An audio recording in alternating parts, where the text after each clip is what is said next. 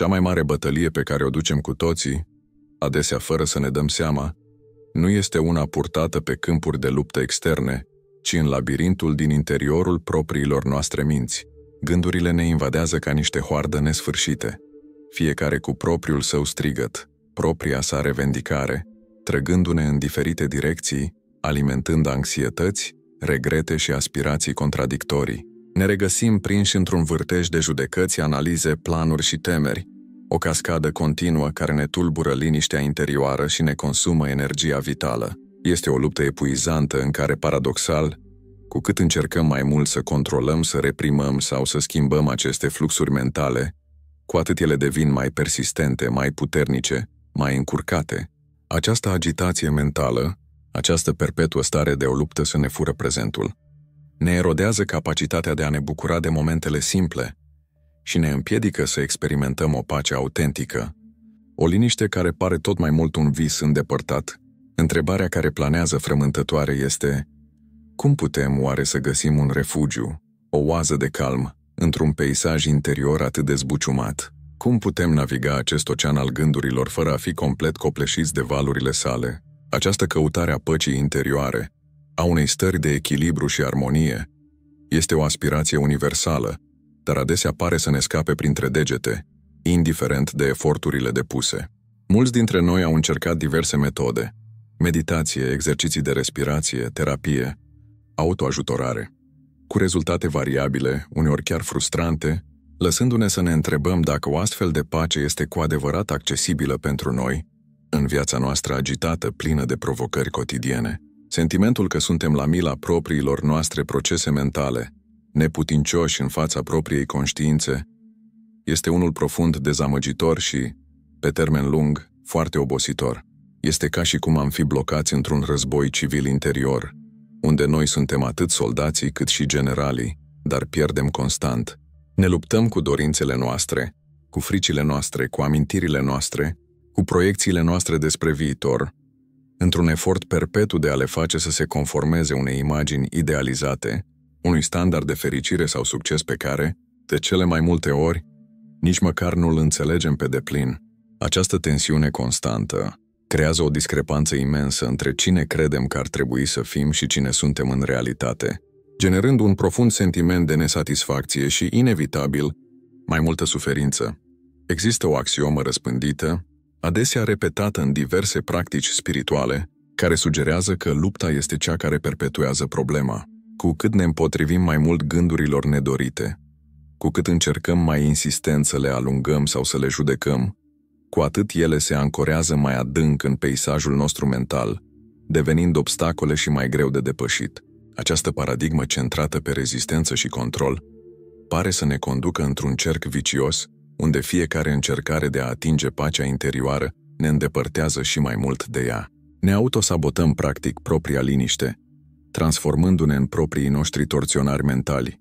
Această realitate nu este una minoră sau marginală, ea definește experiența zilnică a milioane de oameni, afectând relațiile, performanța profesională și, cel mai important, starea generală de bine. Nu este vorba doar despre a gestiona stresul sau anxietatea, ci despre a redescoperi o fundamentală legătură cu sinele, o stare de acceptare și fluiditate pe care am pierdut-o, poate, în cursul civilizației moderne, axate pe performanță și pe un control rigid al realității. Dar ce se întâmplă dacă soluția nu constă în a lupta mai bine, ci în a nu lupta deloc? Ce se întâmplă dacă acceptarea, nu rezistența, este cheia către eliberare? Aceasta este întrebarea fundamentală pe care o vom explora, inspirându-ne dintr-o sursă de înțelepciune străveche, dar surprinzător de relevantă pentru provocările contemporane: taoismul. Taoismul, cu accentul său pe fluxul natural al lucrurilor, pe principiul Wu Wei, acțiune fără efort, și pe armonia cu Tao, calea fundamentală a universului, oferă o perspectivă radical diferită asupra managementului vieții interioare. În loc să ne înarmăm pentru o bătălie perpetuă împotriva propriei minți, taoismul ne invită să învățăm să dansăm cu ea, să ne observăm gândurile fără a ne identifica cu ele, să navigăm prin peisajul mental cu o grație și o detașare care, paradoxal, duc la o liniște mai profundă decât orice formă de constrângere.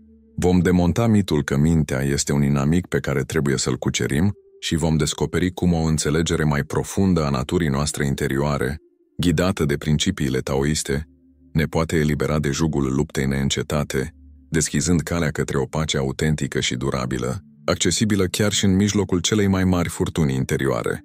Această călătorie nu este despre a renunța la dorințe sau a deveni pasivi, ci despre a înțelege mecanismele profunde ale propriei conștiințe și a cultiva o relație mai armonioasă cu ea, o relație bazată pe acceptare și fluiditate, nu pe conflict și rezistență.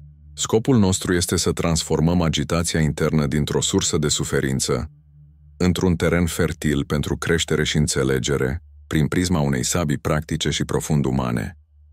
Principiul taoist al acceptării și al fluidității ne oferă o lentilă prin care putem reexamina relația noastră cu agitația mentală. Nu este vorba despre o apatie pasivă sau o resemnare în fața suferinței, ci despre o înțelegere profundă a dinamicii minții, inspirată de natura însăși. Gândiți-vă la apă. Ea curge continuu, se adaptează formei recipientului, dar are o forță imensă capabilă să erodeze stânci. Apa nu luptă cu obstacolele. Ea le ocolește sau, în cele din urmă, le modelează.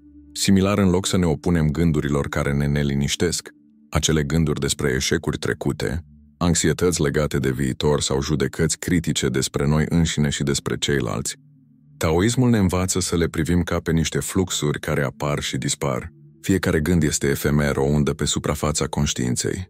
Tentația noastră naturală este să ne agățăm de gândurile pozitive și să respingem vehement pe cele negative, creând astfel o polarizare internă care generează tensiune și conflict. Această rezistență creează o presiune interioară, alimentând ciclul de anxietate și insatisfacție.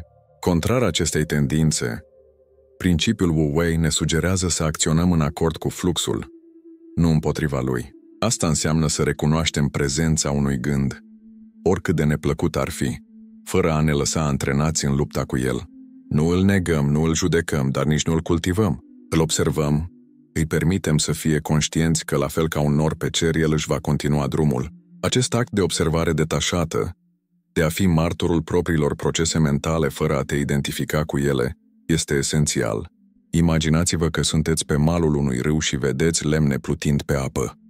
Nu încercați să prindeți fiecare lemn sau să împingeți înapoi pe cele care nu vă plac. Pur și simplu le observați cum trec. Mintea este acest râu, iar gândurile sunt lemnele.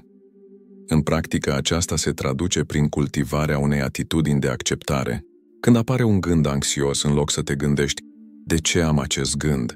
Trebuie să scap de el? Poți alege să spui în liniște, observ că apare un gând legat de anxietate. Această mică reformulare schimbă perspectiva. Din luptător te transformi în observator. Această distanțare permite gândului să-și piardă din intensitate și să treacă, eliberând spațiu pentru o stare de calm. Acest lucru este strâns legat de principiul taoist al simplității și al naturii goale a lucrurilor, suniata în budism cu o rezonanță puternică în taoismul târziu. Nimic din ceea ce apare în minte nu are o substanță intrinsecă permanentă.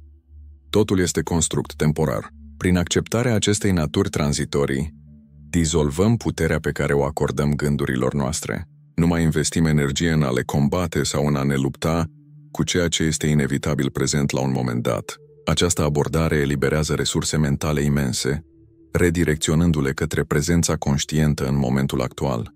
În loc să fim absorbiți de dramele mentale, ne reconectăm la realitatea concretă.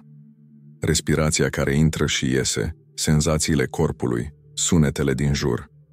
Această reconectare la simțuri este o formă de aterizare mentală, care ne scoate din vârtejul gândurilor. Acest proces nu este o victorie prin luptă, ci o victorie prin non-rezistență. Este similar cu a te lăsa purtat de curentul unui râu în loc să încerci să înnoți împotriva lui, epuizându-te. Taoismul ne oferă un set de instrumente subtile, dar extrem de eficiente pentru a naviga complexitatea vieții interioare. Acceptarea nu înseamnă pasivitate, ci o formă de inteligență practică, de a lucra cu fluxul vieții și al minții, nu împotriva lui. Prin cultivarea acestei perspective, transformăm lupta interioară, aparent inevitabilă, într-o oportunitate de a descoperi o liniște profundă și o eliberare durabilă, chiar și în mijlocul provocărilor cotidiene. Aceasta este esența înțelepciunii taoiste aplicată la una dintre cele mai presante probleme ale omului modern, agitația mentală. Reflectând asupra acestei călătorii de până acum, observăm cum firul înțelegerii noastre se întoarce spre o sinteză a ceea ce am explorat. Nu este vorba despre o simplă înșiruire a conceptelor, ci despre modul în care acestea se împletesc, formând o tapiserie mai amplă a înțelegerii. Am pornit de la premisa că o luptă interioară este adesea sursa disconfortului nostru, o bătălie de zi cu zi, pe care o purtăm cu propriile noastre gânduri, emoții și percepții. Am investigat cum această rezistență, această încercare de a controla sau a suprima ceea ce considerăm nedorit în peisajul nostru mental, nu face decât să amplifice tensiunea și să perpetueze un ciclu de insatisfacție. Este ca și cum am încerca să stingem un foc prin a-i turna deasupra mai mult combustibil, o acțiune contraintuitivă care totuși ne devine a doua natură în fața agitației interioare. Fiecare efort de a reprima, de a schimba sau de a judeca gândurile nedorite, adâncește rănile pe care pretindem că le vindecăm, creând un teren fertil pentru frustrare și epuizare. Ne regăsim prinși într-o spirală descendentă, unde intenția nobilă de a atinge pacea se transformă paradoxal în motorul suferinței. Această dinamică ne-a ghidat spre o perspectivă diferită, una care sugerează că adevărata eliberare nu provine din intensificarea luptei, ci din transformarea relației noastre cu ea. Am început să întrezărim cum o abordare fundamental diferită, una ce pune accentul pe acceptare și pe o formă de acțiune atentă, dar non-agresivă, poate deschide noi căi către liniște. Nu mai este despre a învinge un dușman, ci despre a înțelege natura fundamentală a inamicului, procesele mentale, și a învăța să coexistăm cu ele într-un mod armonios. Această conștientizare a naturii tranzitorii a fenomenelor mentale, a fluidității lor inerente, începe să demitizeze ideea că trebuie să le controlăm cu orice preț. Am văzut cum forțarea, rezistența sau încercarea de a suprima aceste fluxuri interioare creează o presiune internă inutilă, un efort constant care ne consumă energia vitală și ne tulbură echilibrul. Este ca și cum am încercat să ținem în palmă un pumn de apă. Cu cât strângem mai tare, cu atât mai mult ne scapă printre degete. Ceea ce se conturează acum este imaginea unei abordări mai subtile, mai elegante, care nu implică o luptă deschisă, ci o navigare abilă. Această sinteză ne sugerează că drumul spre pace nu este pavat cu strategii de eradicare a gândurilor nedorite, ci cu o înțelegere profundă a modului în care ele apar, persistă și dispar. Este o invitație la a ne privi mintea nu ca pe un câmp de luptă, ci ca pe un peisaj natural, cu propriul său ritm și propriile sale fenomene.